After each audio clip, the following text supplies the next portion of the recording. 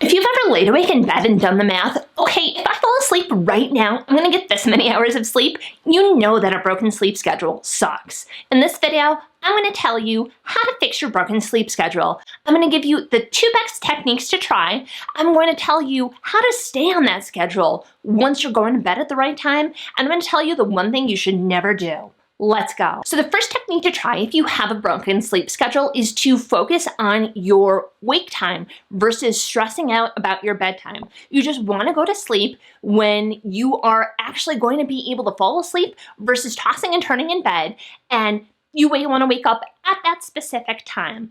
The caveat to that is you need to do this 7 days a week. So regardless if you're working or going to school or not, you need to wake up at that specific time. So that does mean no sleeping in on weekends.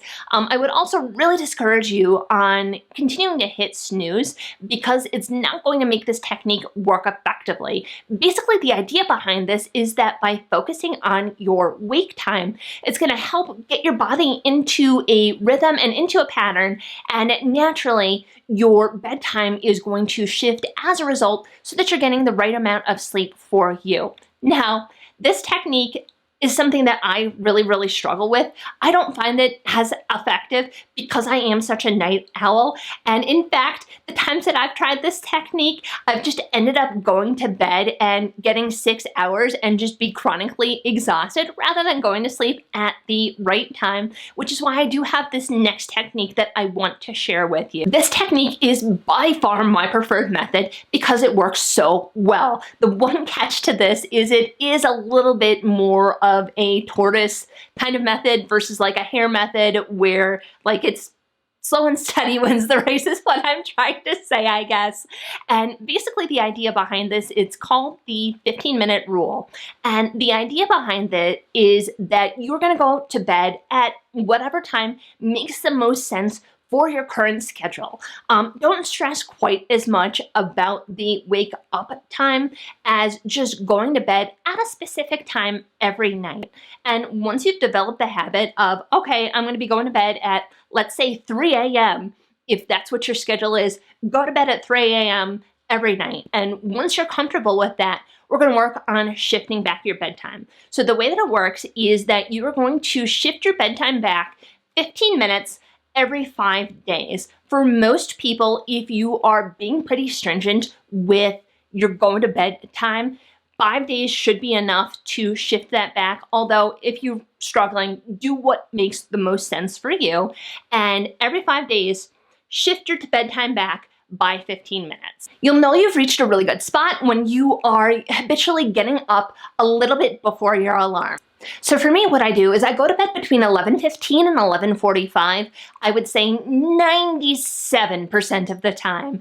And typically, I wake up at 7:50. My alarm is set for 8:15, so I'm usually waking up before my alarm. But the one thing that I really like about this technique is if for some reason my body needs a little bit more sleep on any given day, it gives me the flexibility to sleep a little bit more so that once my alarm actually goes off, I can turn the alarm off and get out of bed and not struggle to get out of bed so much. In order to make this technique work especially well, you need to make sure that you're protecting your circadian rhythm. And that means getting some sort of sunlight or bright light during the early part of the day. And then at night, you want to avoid blue light. I'm definitely still on my devices, even shortly before I go to bed. I know you're not supposed to. And that is why I love my blue light blocking glasses, because I feel like it's a healthy mix. I think it's a lot more doable, especially in these weird times. I think it's a lot difficult to keep yourself entertained. I definitely don't have enough books to read if I'm just reading a book before bed. So having the blue light blocking glasses definitely helps to protect my circadian rhythm. And in fact, now that I've started doing this technique, my time to fall asleep once I'm actually in bed has dramatically decreased. I would say before, 30 minutes would probably be typical for me. And now, if the data on my Oura Ring is to be believed, it is usually less than 10 minutes. And like, that seems about right to me. I don't really toss and turn much anymore now that I've started doing this technique. And now because of this, I'm less stressed out. I'm less like anxious feeling about my bedtime. So I really, really like this. Another thing that I really like about this is that it's a lot more flexible than the other technique that I mentioned. I am somebody who is a little bit more fatigued, I would say, than the average person, and there's a lot more flexibility and forgiveness as far as what you can do with this technique. Because you're being stringent about the bedtime, you can be a little bit more flexible with your wake up time if you don't find that you're at the point where you are always waking up before your alarm, or if you're just more tired. I would say that, if you need to, you can hit snooze maybe a little bit. If it's the weekend, you can sleep in a little bit. I would say as long as you're keeping things to within an hour of your projected wake up time, you're going to be in a good spot. Also, there's so many different things that you can do as far as protecting your circadian rhythm goes. The two that I mentioned, I would say, are the biggest and the most impactful if you're looking for a place to start, but I could totally do a full video on like things to do to help your circadian rhythm. I don't know if anybody would be interested in that. If you would, drop a comment, let me know. So in order for either technique to be successful in the long run, you really need to look at the why behind how your sleep schedule is getting off track. At least in my experience, a lot of the people that really struggle with their sleep getting off track and are having difficulty, usually it's not the first time that their sleep schedule has gotten off track. Usually it's something that chronically happens. And by focusing on the why, you are ensuring future success.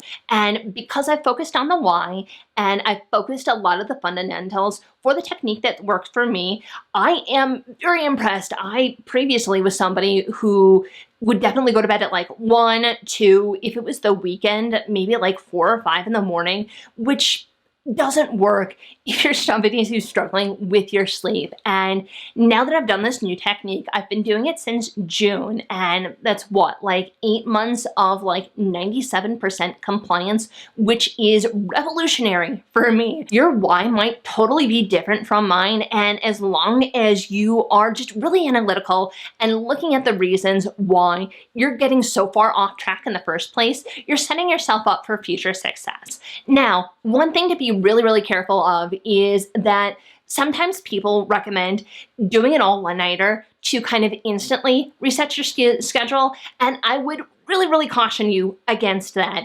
It is a technique. Yes, some people have had success with it, but there is a high probability of failure, and there's no guarantee that it's going to work. It's something where if you do techniques and do it over a couple days or a couple weeks, you're going to be in a place where you're setting you up for success, versus if you're doing a all-nighter, you're likely to be in a place where you're going to continue to have to do all-nighters. Maybe even if it works, it's going to work short term. So I would definitely recommend not doing that technique. There's also other things to keep in mind, like the next day you're going to be basically useless because you're so tired. Your adenosine, so it's like sleep pressure, is going to build up a lot, and it's going to be very difficult to stay awake throughout the day and not do anything that is going to inhibit you from falling asleep when you need to fall asleep. And then, it's not safe to drive. So I would definitely caution against doing an all-nighter, because I don't feel like it's worth it. If you liked this video, please give it a thumbs up so I know you liked it. Sweet dreams!